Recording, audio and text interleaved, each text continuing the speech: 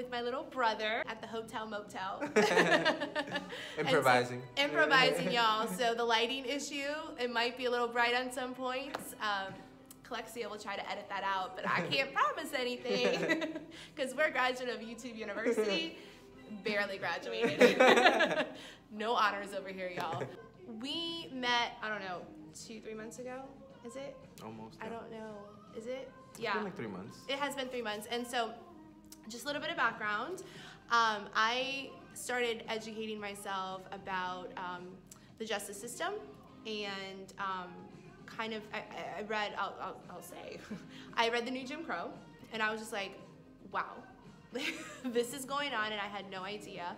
And so my heart has always been for kids and youth, and I've worked with youth in my past, and so it led me on this juvenile justice journey. And I read Nell Bernstein's Burning Down the House, and I was just like, couldn't get through it, because I literally cried probably every other page. I was like, how is this happening with our youth in this country, and how did we let our system get here? So through forces of nature, divine intervention, we met 3 months ago, and I learned about your story, and I loved it, and I love what you're doing now, and so, I mean, we have to tell everyone about it, so I'm going to turn it to you. Do you want to introduce yourself and give a little bit more background on your story? So yeah, this is my big sis apparently. Yeah. Mi nombre es Hernan Carvente. As Okaris already mentioned, I come to this really from the perspective of having been a young man who at one point was incarcerated, much like the book that Burning Down the House by Nell Bernstein, and you know, much of the experience that you probably read about in The New Jim Crow, that's the reality of what we live in. I do think that during my time incarcerated, I saw a lot, I witnessed a lot. But even before then, when I was younger, you know, I grew up in a household that was filled with violence. You know, my father was an alcoholic. My mother and I suffered domestic violence as a result. And so I think my experience growing up is what really led me to go into the justice system. But even more than that, you know, my parents are undocumented to this country, you know, and although I paint the picture of an unstable family household, it's not like they had a choice. In all actuality, they were immigrants to this country. They feared the immigration justice system in America, and so their fear of the immigration system led to my fear of all systems. Right. It's not like I could ask for help knowing that my parents might get deported the next day, right? So that's my experience growing up. You know, I have a background in doing a lot of that work. But more importantly, you know, when I talk about the work, it comes from that personal lens. It comes from the experience of having been a young man who went through that phase of his life. And while incarcerated, I managed to turn my life around really because there were people who believed in me, people who saw potential in me when I didn't see it, people who saw beyond the gangbanger, the alcoholic, people who saw beyond all the bad things that society had labeled me, and who were able to see that I was a young man in need of help. And to this day, I'm always grateful to those few people who saw beyond that, and who gave me that chance to really turn my life around. I went in there not really believing that I was going to amount to anything, because that's what I was told. I was told that I wasn't going to live to age 21. I'm 25 now, so you can all imagine how challenging that was, and the fact that I'm here today sitting next to you is really because people invested in me. People invested time, energy, and resources, and saw beyond the crime that I went in for, which, you know, I share always publicly. I went in for attempted murder. Right. And there's a very cool story. I think it's the Lord intervening because He has a great purpose for you. But so New York law, I think, is it when you're at 15 or 16? When 16. You were at 16. Okay, I'll let him tell the story because he tells it way better than I do. But please share it. So, I mean, that law has changed. We recently passed the Raise the Age legislation, which modified the law in New York. But at the time when I committed the immediate offense, I was charged as a juvenile offender, which was a special classification here in New York. So at some point in New York, you could be 16 years old and immediately sent to Rikers Island and tried as an adult. And Rikers is, I'm going to use the worst comparison right now, Law and Order, SVU, right? Yeah. I mean, it's what you see on television plus times 100, 200, right? I mean, it's the worst of the worst Rikers. Yeah. And imagine a 15-year-old, a 16-year-old. Yeah. Okay. All right. So we're painting a good picture. Yeah. No. So I mean, at 16, you could have been in Rikers. I could have been in Rikers. I committed my immediate offense at 15 years, 363 days. So you can imagine. Yeah. That 2-day difference really put me in a different path. You know, I was headed towards facing 15 to 18 years for my crime. And I can't imagine what life would have been like if I had been sentenced that way, because I probably would have been in the adult system and I never would have gotten my GED. I probably would have never gone to college. I probably would have just kept going with the path that I had chosen. Right. And so I always think about that now. What difference it made for me to not have ended up serving 15 to 18 years, having served 4 out of a 6-year sentence, and having been able to get my GED, having gotten 57 college credits, having made so many connections while in a juvenile prison. And so I think about that a lot now, like what it means, particularly here in New York now, right? Like you're gonna have 16 and 17-year-olds soon who are gonna be taken out of Rikers Island. And truth be told, Rikers, all of us know it. It's in the news all the time. Yeah. It's gladiator school. It's it's the epitome of the failure of our juvenile and criminal justice systems in America. And several civil rights leaders have said it. Several people in the advocacy community have said it. You know, Rikers needs to be shut down. It's not a place for people. It's literally animals. Caging animals. That's what it represents. And when you cage a man, I think there's definitely, someone said this, and I don't know who, forgive me, but when you cage a man and you expect him to act like a man, how can you when you're caging him like an animal, right? You're gonna have a human that's starting to act like an animal. So there's a few things that I want to unpack for everyone, because my heart is for this. I have a huge heart for this, but I want to unpack some things, and I want to take it back. So you mentioned the family, right? So dad, an alcoholic, and domestic abuse, and gang activities, right? So you want to take it back to those vulnerable populations, and maybe take it back, and let's talk about how can we change the system going backwards and prevent a lot of this. Yeah, no, I think when you think about young men and women who are growing up in communities filled with violence, in communities that are filled with really low, underperforming schools and low lack of economic opportunity. So there are so many different things that in our communities currently exist, and we forget that sometimes, right? We immediately look at a young person by the mistake that they made versus really looking at the backstory behind that. And again, some of these families are in many ways suffering because of different systems that have failed them, whether it's the mental health system, the education system, or just other providers and services out there that aren't necessarily connecting very well to them. And so I think if you want to fix the problem, you want to invest more in the things that will keep people closer to their communities and also support their families. And so for me, I think personally education played a key role in my turning my life around. And so how do we build a service where young people can stay in the community, can really be in services that are rooted in community, rooted in education, and rooted in family supports, and really making that the strength of why and how we help young people, because we acknowledge the fact that they're young, they're adolescent, and we already know brain development research, and other research around the country has proven that young people who remain closer to the community and who have all these different supports do better, fare better, and ultimately become really well-established, contributors to society. And so how do you do that while simultaneously, acknowledging the fact that in our communities we have these other social problems which need to be solved. Poverty is a real issue. Racism is a real issue.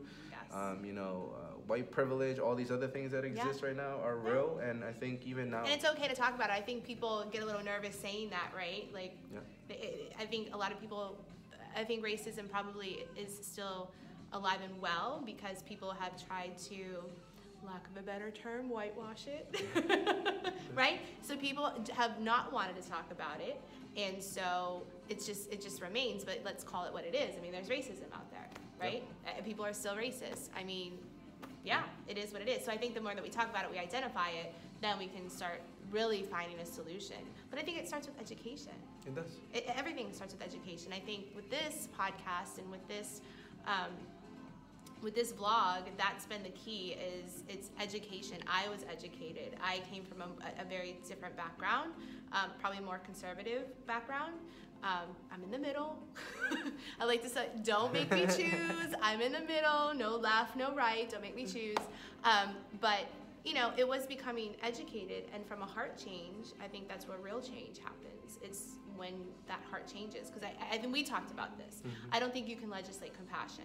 I don't think you can make people care. You can advocate for as much policy as you want, but you can't make people care. But if you can show them and you can educate them, I think that's when the heart gets changed, and then you have real change. It's true. Yeah. And it's part of it is, you know, getting people to understand and then feel more, you know, empathy towards people who's compassion. Right. So feeling and understanding all of that for people whose shoes you might have never set foot in, but whose shoes you can definitely try to understand. And I think, you know, people often forget that if you ever were to walk into a juvenile facility or a correctional facility in any part of a country, what you will see is black and brown bodies. That's what you will see. And so for us to say that we don't have a system that is inherently racist and has racist roots and sort of historical upbringings, you know, is really... The new Jim Crow. The new Jim Crow is a perfect example of that. Absolutely. And we see it every day when we go there, and who's on probation, who's on parole, all of these different systems of supervision as well. Also, you can tell who's the main group of people who is often targeted by it. In black and brown, and unfortunately, those are the communities that are underserved. Those are the marginalized communities. Those are the communities that current policy is forgotten. And if you add to that the lack of trust in institutions, because there has been an institutional breakdown from government. People don't trust government. We won't get into that because this is not a political podcast. But there is a breakdown in government. There's a lack of trust, right? There's a lack of trust with our police departments, right? Those that are supposed to enforce the law in a just way, in a fair way, there's lack of trust there. I'll even take it further. There's a lack of trust, and there's a breakdown in churches. People don't trust the church anymore, right? So people are searching for something. People are definitely searching for something to help. And I think we have to go back to the basics, and I think it's compassion, and I think it's restoring human dignity, right? And if we can get in front of this problem, the criminal justice system and millions incarcerated in this country, if we can get in front of it, okay, why do we have these problems? I think we're on the path to fixing the problem. Part of the reason why I do this work is because oftentimes it's not just about reminding people about the humanity of young people, right? I do that very well with my story. Yeah. And the stories of many of my peers and other young men and women around the country, and others who identify in other ways, because remember, the gender binary is another conversation to have. Oh, that's another one. Yes. But in our criminal justice system, that's another issue as well. How do you serve young people who, again, may not identify as male or female and have other needs as well? So, you know, but one of the bigger pieces on a political front, even though this isn't a political podcast, right? That's okay. We welcome all points of view here. But I think I think I want to make that clear, because I think one of the problems in this country now is that nobody wants to talk to someone on the other side. That's true. Right? And probably I might be just a little bit right of you. I'm in the middle, but maybe I'm just a little bit right. But that's how you have that's dialogue is what we've lost, right? And so if we can't reach across the aisle, for lack of a better term, but really have the conversation and have civil conversation, and I'm not looking at you as my enemy, because we become very tribalistic in this country, right? It's true, too. It's like everyone's in their corners. So yeah, no, I think that's good. I'm glad you brought it up, because if you are more left than me, come on, you're welcome on this podcast. Right. Yeah. I think, but we learn from each other. Right. Yeah. Right. But to the point of that, right? Like I think in criminal justice, juvenile justice, there's always been... And that's a bipartisan issue. That's not even a left-right. That is just like, completely it's bipartisan. effed up and we need to fix it. Yeah, right? and I think one of the arguments, which unfortunately seems to always catch the attention of people who do this work, particularly those in office who are advocating for this, they always make the fiscal argument, right? Yes. And in many ways, people forget that when you lock up a young person, you know, you're locking up someone for X amount of dollars, and when you really look at it, you know, here in New York in particular, you can attribute around $400,000 per year per kid. per kid. I want to stop you there because that's a staggering statistic, right? So, but contrast to how much do we actually pay for education of that same child, right? I think California, it's like $225,000 to lock up a kid in these juvenile detention centers or whatever camp, whatever you want to call it. But it's about $10K that they spend in educating the child. So again, education. And I'm sorry I interrupted you, but no. It's that statistic and those numbers, there's just such a discrepancy. And I don't understand how you can justify $400,000 to $10,000 or $20,000 in educating a child. Yeah. And that's one of the main reasons why in this work, I've learned that telling the story of young people and allowing them to express themselves, really adds value and context to these conversations, because our kids aren't dollar signs, right? Our kids aren't, a budget or a budget line in someone's, next year's budget, right?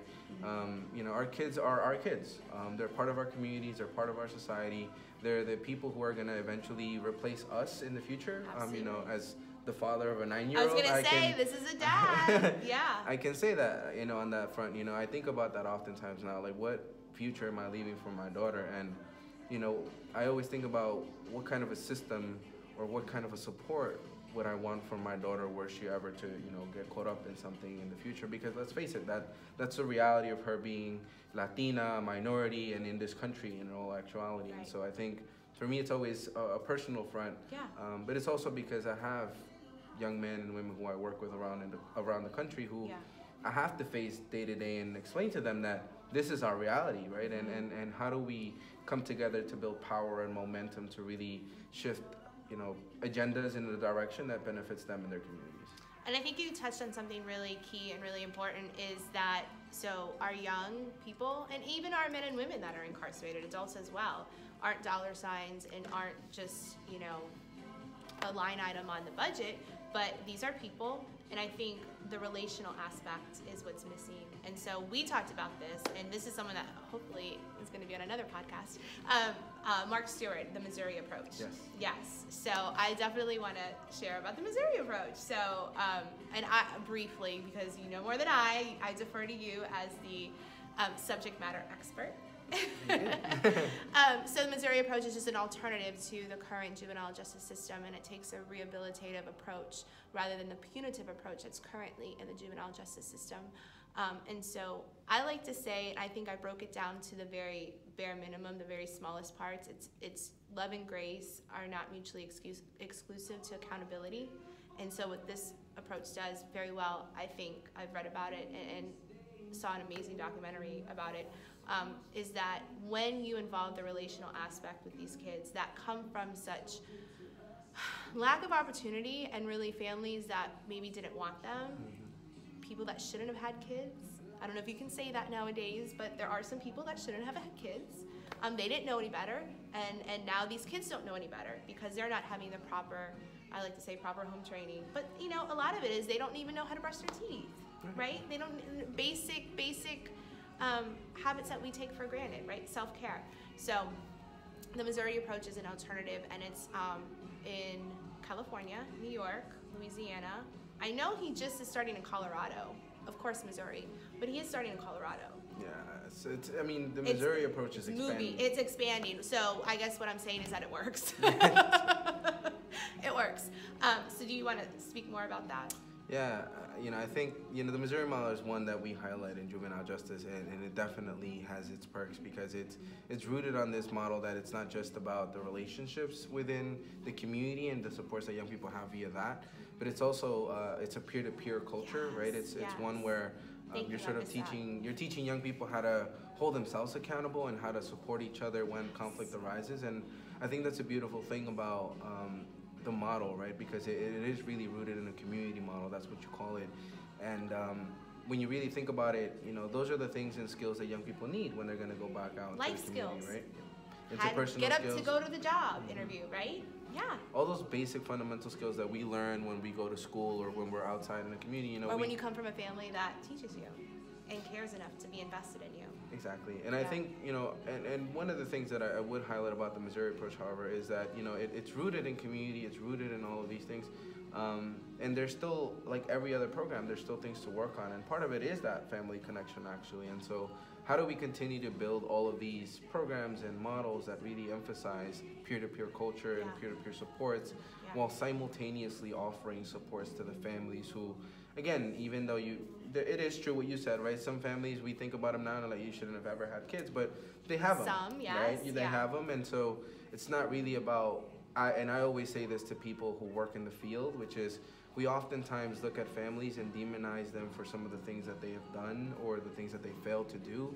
And we need to stop doing that in this work, because, again, these young people are going to go back to those families whether we want to or not. Legally, they're going to go back to those families. So what do we do to support those families so that when the young person comes back, they don't feel that overwhelmed, they don't feel like they're a failure to their kids? Because let's face it, I think in my own personal experience with my family, I've had conversations with them where they've admitted that they felt at some point like they failed. And that sense of failure really weighs on them in a way that impacts their ability to then offer me help. And so how do we give them that encouragement and support so that they know that they're not alone in this process? That's such a good point. And I definitely missed that, Probably the other piece of that is, again, my other layer of that is I come from, like I said, a dual status family. And so sometimes we forget that we do have other cultures and other families who are involved who might not necessarily understand English as their first language, or understand what the system is really when you say system. And so my family didn't understand what it meant for me to be in a courtroom. My family didn't understand what it meant for me to have a treatment plan, let alone did they understand what 4 years for me was going to look like when they weren't going to be actively playing a role in all of that. So how do we humanize our young people just as much as we humanize our families? Because we need to go back to what we originally had in juvenile justice, which at some point was families and young people really being assisted and provided with all of the services that they needed. It is a community approach. It is and I think, maybe back to politically a little, I think the closer you are to the community, right, the closer you are to the problem, the more work and more effective you are. I think the further you are away, i.e. Washington, I think the further away you become disconnected, right? And that's why I love the work that you do, and I love the work that I'm privileged to know about and learn about, is that people are bringing it to the communities. And I really think that's when change happens, is when people dig into their communities. Who knows better what needs to happen than the people that live in your community, right? True. And I think that is helping, and that builds bridges. It does. Right? Because we have a lot of bridges that are burned, right? Many. Yeah, many. Okay, so just kind of pivot a little bit. So your story is so remarkable. I think for me, the one question I have is, like, what was that turning point? Why? Look at you now. He's 25. He's so eloquent. He's so intelligent. You went after the opportunity in front of you to become educated, get your GED, and get your college degree, right? What was it that, why you to share this story today and not, one of the other kids that's locked up right now? Well, first, let's start off by saying thank you for all of that. I absolutely, you know how much I admire you. You know how I'm so proud of you, and I mean, really, yeah. And I think now I fully acknowledge that I've done a lot of work. I've been out now for nearly 5.5 years.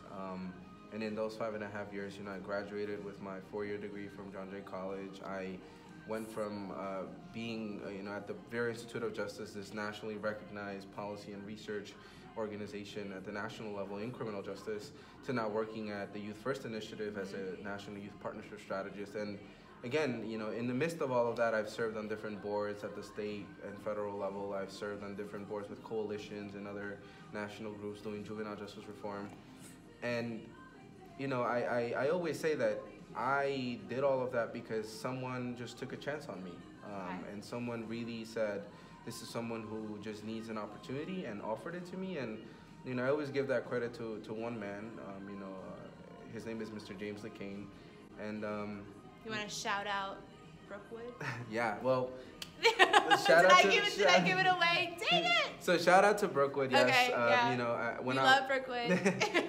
Well, we love the Brookwood College program, not necessarily Brookwood. Okay, sorry, we don't love Brookwood. We love the college program. We love the college program. Okay. Yeah, I mean that was my opportunity. Mr. LeCain started a college program while I was incarcerated at the same time that I had just gotten my GED. Okay. And that turning point was that first time that I met him, to be honest. You know, I took my GED, and it was really because people in the facility, staff actually, had taunted me and some of my peers that we were too stupid to get our GEDs. Can we stop there? Because that... Okay, that happens. That happens. That happens. And I think that was one... when I read the book, the only book ever. No, the book, Burning Down the House, Nell Bernstein. That is what got me. Is the language. I mean, the words that we use are so, they can be effective and they can be uplifting and they can also be destructive. I mean, the tongue can be fire, right? And so kids being told, first of all, you didn't come from a background where you were really elevated and told, hey, you can do anything you want to do, right? And you don't believe that you have opportunities, and then to be put into a system where you're told that you are a piece of insert whatever you want to insert there, and told that you're never going to amount to anything.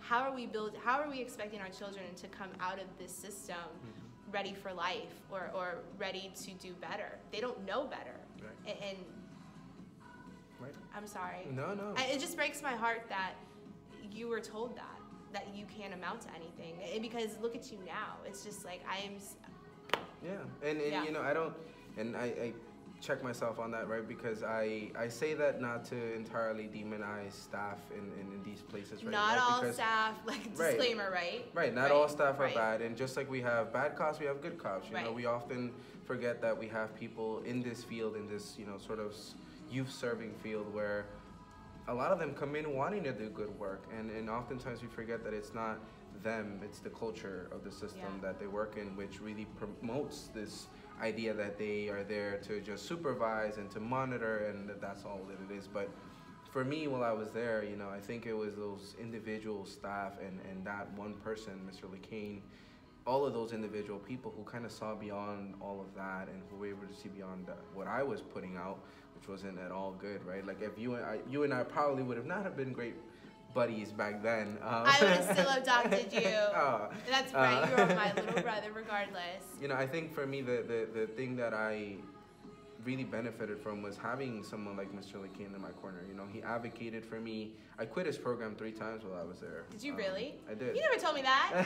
I thought I was like all up in like leading you on these questions. No. Well, that threw a curveball over here. No, I quit that program 3 times, and I quit it because I quit it for 3 reasons, which to anyone else might have been really petty, but to me really were important. I quit the first time because I got an F on my first paper from Mr. LeCain, and it was because he actually gave me the paper, and my reaction was that I had already taken 2 college courses before him, and I had gotten A's on every single paper I ever wrote. A little bit of pride. A little bit of pride. A little. We gotta check that, boo. Yeah. And what I came to realize was that he came to my cell after I dropped the program. Basically, I just stormed out and said, you know, fuck this, I'm not doing this. Okay. And I went to my cell. He came into my cell, locked the door behind him, and I was just looking at him like a crazy man. You just locked yourself in my cell with me.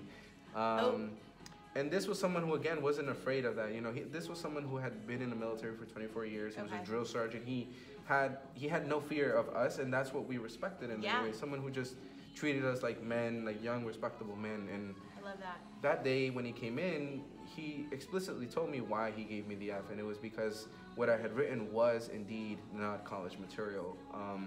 And he pretty much, sort of told me the truth, which was that whoever gave me the A's in the past thought that I wasn't gonna go and do anything with those A's, and so whatever to appease you? Just to appease me, right? And just to sort of give me a little stamp of like, you did something great, and that was it. And so he told me that straight up, right? That whoever gave you that A didn't really care for you, and I want to teach you how to actually write if you're willing to learn with me. And I did. You know, I took that I took his words, I took him to heart, that this man told me straight up that what I had given before was basically a handout, and I didn't want a handout. I wanted to know that I had earned it.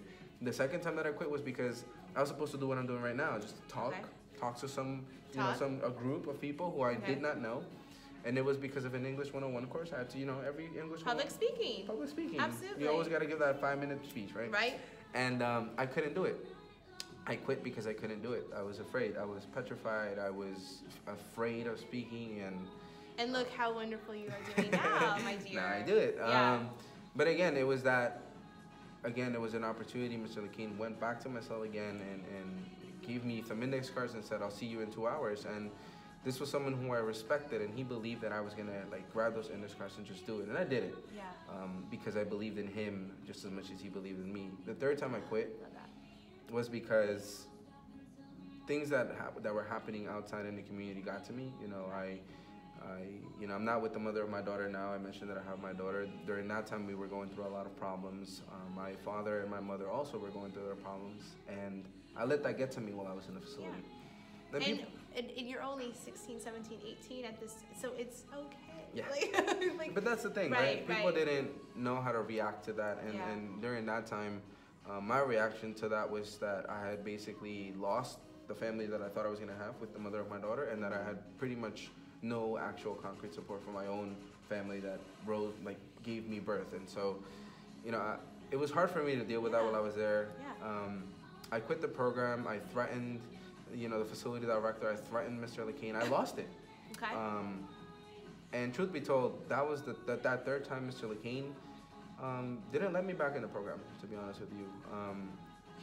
And I don't say that in a bad way. I say that because what he said to me was, not even tough love. What he said to me was, I can't keep giving you opportunities and allowing all the other students in the college program to think that this is what life is like, that you can just quit and that things are going to be there whenever you want to come back to it. And that was a life lesson that I will never forget. A life lesson that ever since then, I took it upon myself to always think about, whenever I was letting go of something, what did it really mean for me, or who would be impacted by my decision. And he gave me that lesson.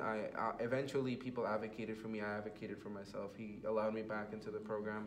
But ever since then, that was a real turning point, right? When I made a choice that this is who I wanted to be. I wanted to be a college student. I wanted to be a better father. I wanted to be an advocate for my peers. I wanted to be something that Mr. Lakeen and others would be proud of. And we are. Very, very, extremely. I would hope so now. People, and for everyone who is going to see this, I learned about a month and a half ago that Mr. Lakeen was diagnosed with ALS. Oh. And, this is a man who transformed my life, and a man who gave me more than most people did at that point in my life. And it hurt me a lot to hear this, to know that someone with such a beautiful soul would go through that. But it's something that I now am living with in terms of doing what I do, and recognizing that people like Mr. Lakeen, they come and go in this world, and they leave their mark, and he definitely left it with me. And my thinking is, how am I going to be a Mr. Lakeen for someone else? Pay that forward, boo. How do I pay it forward? Yeah, so absolutely. And so I think that's a good segue. Oh, I didn't even plan that. You want to talk about what you're doing now? Yeah, so... Life after, it's done. And I think that's key for people, because once you serve your time, it's done. You've paid your debt, right? And now it's on to the next season, the next chapter of life. And I think what we've done in this country is just that person is always and forever going to be a felon, a convict, an incarcerated individual. And I think it's very important that there's a season that comes after, and it's very difficult because of the current policies that are in place when it comes to employment and when it comes to housing, particularly. Both, I think, are crucial. Mm-hmm. So the fact that you are out, you are thriving, and that you are working is amazing. But you did have a rough time coming out, correct? So you want to talk about, I think that's good. Let's talk about post-incarceration and that immediate time, but now what you're doing and why you're such a rock star. Yeah, no, in the immediate time, I was released with a B-class felony conviction. And every time I checked off a box in any job that I wanted to go to, I went through 15 different jobs in retail, in restaurants, and everything. And the moment I disclosed that I had a criminal record, I was immediately seen as that, a criminal, ex-con, whatever you want to call it, ex-felon. Right. And these are labels that we forget oftentimes that, you know, in many ways, really mark us for the rest of our lives. And you know, a good friend of mine, his name is Johnny Perez, he does work too nationally. He has this saying, which is felonies are forever. And it's true, you know, to this day, you know, I do a lot of work nationally. I travel the country giving, you know, talks to people in power, people who run entire juvenile justice departments, correctional departments, people in the philanthropic community, people in the federal government, and just people who run organizations or campaigns that are working for youth in some capacity. And oftentimes, you know, I disclose my past and my background with the acknowledgement that, yeah, I lived that. You know, I lived having been demonized in so many ways prior to having been incarcerated, but I still, in many ways, have that shadow over my head ever since I was released. And I do this work now with the acknowledgement that I'm only one of 100, of 1,000, of tens of thousands of stories of other young people out there. I work now as the new National Youth Partnership Strategist at the Youth First Initiative. And say that with pride, boo. I say it with a lot of pride. You know, our initiative is really focused on supporting state campaigns that are looking to close youth prisons and invest in community alternatives. Yes. And what we really aim to do is give power to community advocates and people in these communities where these young people are coming from. We want to give them the tools and support that they need in order for them to really push state government agencies to close their facilities and reinvest those dollars into the community. As we said earlier, right, there's so much money that we throw into the system, and we are depriving much of that resource from our communities and are cutting other funds in order to continue to incarcerate our young people. And so my work right now centers around that. Is it specifically at the government level? Do you want to talk about privatized prisons? Oh, so that industry? It's an industry, y'all. It is an industry. It's a lot of money in that industry. It is a lot of money. Yeah. My particular organization hasn't fully addressed that particular issue head on. Not because we don't want to, but because we recognize that it's important for us to really tackle state government, mainly because those are public dollars that the public, taxpayers are investing in. And so, you know, it's a huge argument that we can make with taxpayers, but there is a private prison industry, and it's an industry that really monetizes bodies coming into their beds, right? And so they always say, you know, if you build them, they'll come. And so they literally pride themselves on having this model where you have private prisons, juvenile and adult, around the country that essentially are giving that space in order to house people, but in return, they're getting paid for every bed they fill.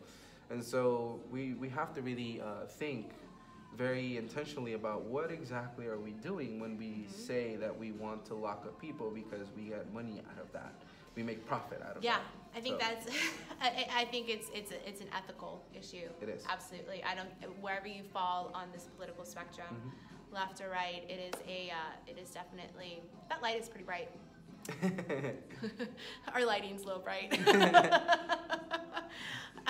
But wherever you fall on the spectrum, I think you can agree that it is an ethical argument to be made, a moral argument to be made, that it really is, it is a form of slavery, right? You're making money off of free labor in a lot of instances, because I didn't really plan on going here, but we will. Certain large corporations employ the men and women of these prisons and maybe don't pay them at all, or pay them very little for work that would get maybe minimum wage out in the private sector. Yeah. Right. So that's probably another podcast. Yes. Yeah, I actually was just reading an article about this in the privatized prisons in this country, and yeah, there's a lot of work to be done there too. Yeah. You're gonna be very busy. I am. I am. But you know, I think that's why, right? There's a lot of work to do, and so many different people, amazing people, who are doing it. And I think part of my niche, what I've actually focused on, has really been on getting other young people like myself to become leaders in this movement, right? We oftentimes in juvenile justice forget that we have adults leading these conversations, and we have adults talking about youth without youth at the table. And so, you know, many of my peers, including myself, we often say, you know, we don't want to just be another agenda item in a conversation, right? We want to be a part of the agenda. We want to have our own time to speak on the agenda, but we also want to be at the table where decisions are being made. Absolutely. And people, in the juvenile justice world, sometimes argue that young people don't know what they want, that they're too young, that we are incapable of making decisions on our own. And it's like, well, if that's how you think of us, then that's how we're going to end up thinking of ourselves. And so Right. my biggest job, like my biggest focus in my job is really to empower other young emerging leaders in juvenile justice, those who have had system experience and those who have not, to really be the change makers, to be the ones out there, shout out, to really be out there doing good work for themselves, for their communities, and to really transform the way that systems work for them. Because let's face it, we talk about public officials, we need to remind them oftentimes that it is us who they, represent, and it's hard sometimes to do it. That's a whole other conversation about, But for our young elected people, officials, it's really important to give them the tools and the supports that they need so that they know as they're growing that this is their power, that this is what they have. And that's been my focus, right? I don't want to be the only spokesperson on these issues, and for a period of time I was a poster child for a lot of work in New York.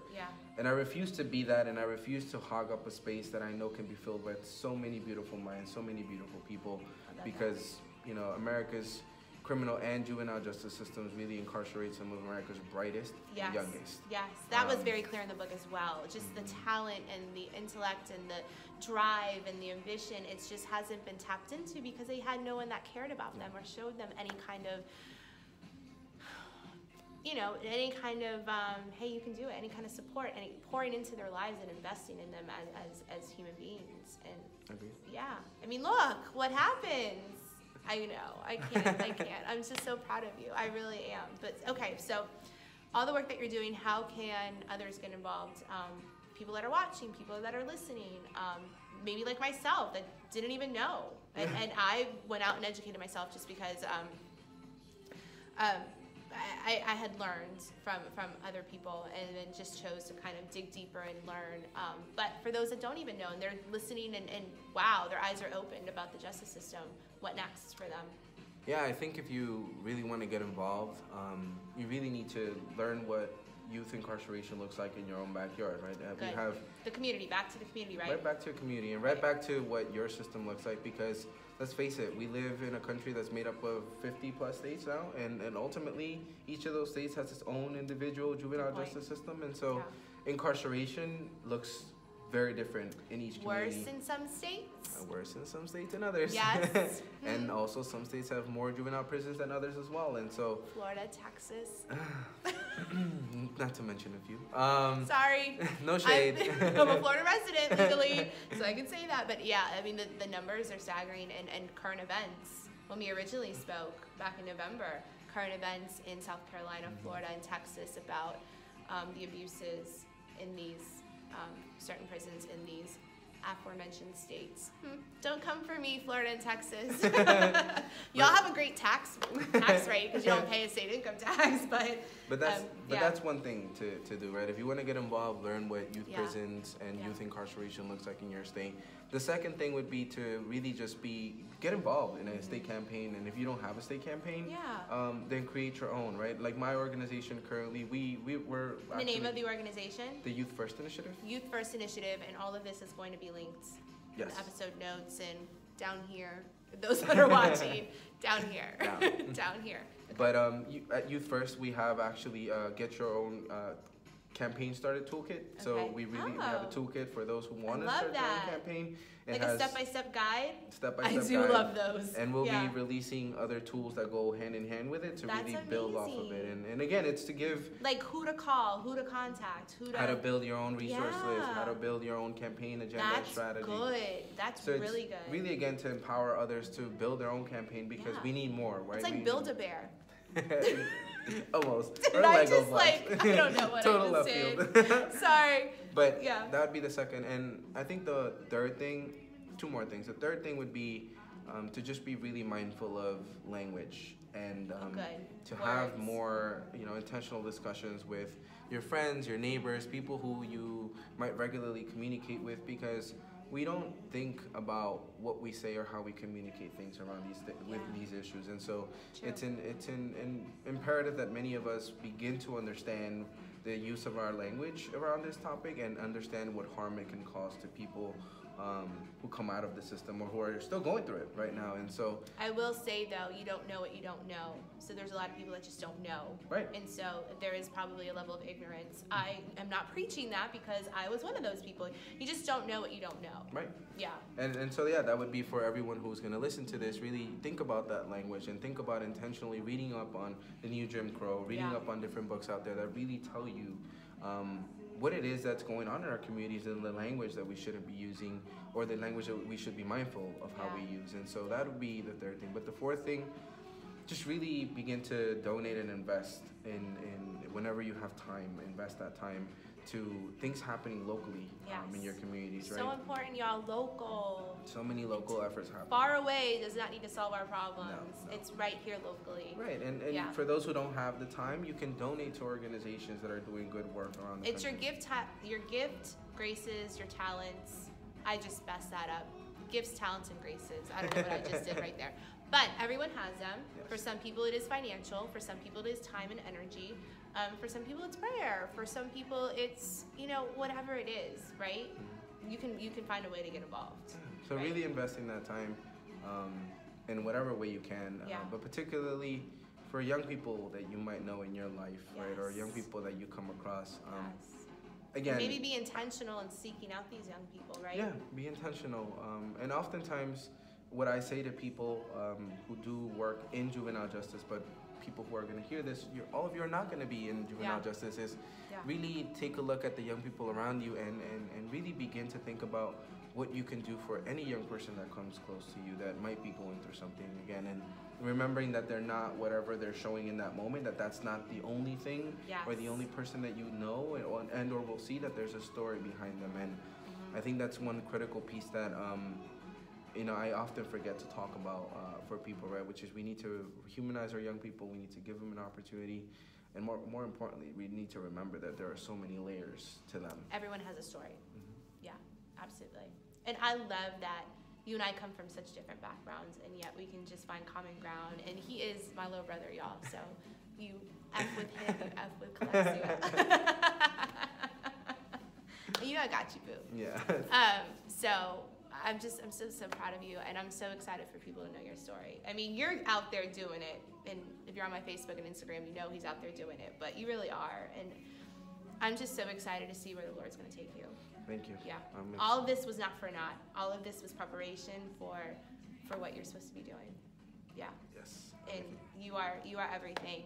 You are. I'm so proud of you. Give me a hug. I know. Oh, Thank you. I'm so proud of you. I'm so proud of you. Okay, so anything else? Because we're bumping up to time.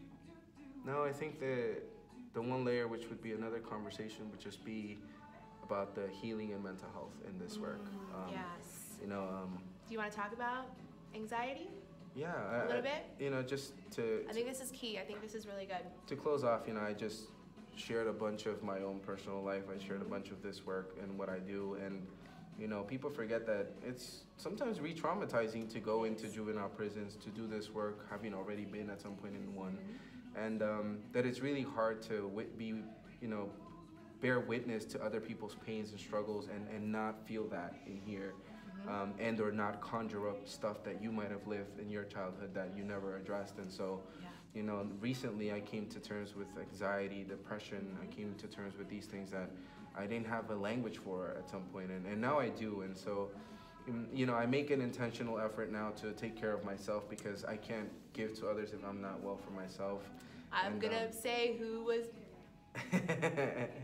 Big sister had to check you on that, right? A little bit? A little bit.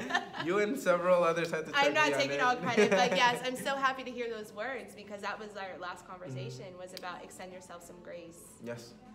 And I have been doing that, and I think that's, but a reminder for everyone who's going to listen to this, that the mental health piece is something that we often forget, and you know, this isn't just a criminal justice issue, this is a public health issue. And, yes, that's so good, thank you. Incarcerating our young people goes beyond just the fact that they committed a crime. There is so much trauma embedded in that.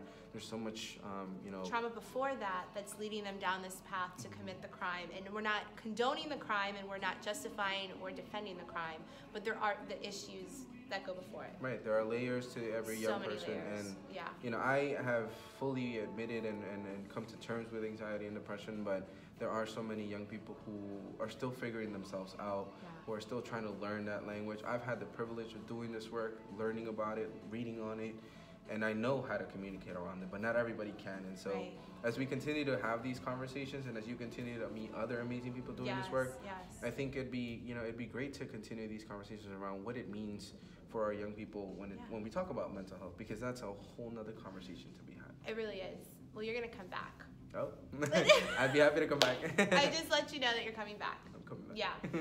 All right. Oh my gosh, there's so much more. There's so much more to unpack. And there's so much on your journey that I really want to share with everyone too, and make sure that everyone stays up to date on the good that you're doing. I love this. I'm happy to be back. Oh my gosh. I'm privileged to have you here. All right. Thank you. Oh, thank you. All right, so guys, I'm going to link Hernan's information down below. Down below. And also on the podcast, and you can catch that on SoundCloud and iTunes.